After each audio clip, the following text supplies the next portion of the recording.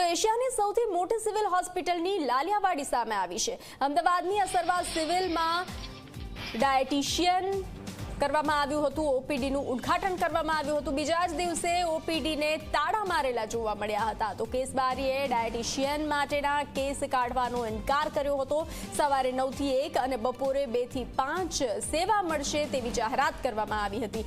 મોટા ઉપાડે જાહેરાત બાદ સેવા આપવામાં તંત્ર નિષ્ફળ નીવડ્યું છે, નિષ્ફળ જોવા મળી રહ્યું છે। તો લાલિયાવાડી સામે આવી છે એશિયાની સૌથી મોટી સિવિલ હોસ્પિટલની લાલિયાવાડીના દ્રશ્યો સામે આવ્યા હતા। અમદાવાદની અસારવા સિવિલમાં કરાયું હતું ડાયટિશિયનનું ઓપીડીનું ઉદ્ઘાટન। તો બીજા જ દિવસે ઓપીડીને તાળા મારેલા જોવા મળ્યા હતા। કેસ બારીએ ડાયટિશિયન માટેના કેસ કાઢવાનો ઇનકાર કરી દીધો હતો। સવારે 9 થી 1 વાગ્યા સુધી અને બપોરે 2 થી 5 વાગ્યા સુધી મળશે, સેવા મળી રહેશે તેવી જાહેરાત કરવામાં આવી હતી। તો મોટા ઉપાડે જાહેરાત બાદ સેવા આપવામાં તંત્ર નિષ્ફળ રહ્યું છે।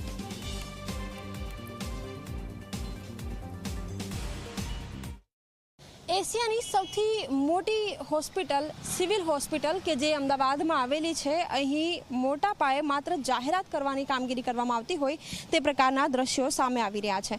મહત્વની વાત એ છે કે ગઈકાલે જ અહીં મેદસ્વીતાનું પ્રમાણ લોકોમાં ઘટે, ખાસ કરીને જે સગર્ભા મહિલાઓ છે તેઓ કુપોષિત બાળકો તેમને ન થાય, સ્વસ્થ બાળકનો જન્મ આપી શકે એ અભિયાન અંતર્ગત ડાયટિશિયનની ઓપીડી શરૂ કરવામાં આવી છે, જેનો સમય આપવામાં આવ્યો છે સવારે 9 થી 1 અને બપોરે 2 થી 5 વાગ્યા સુધીનો।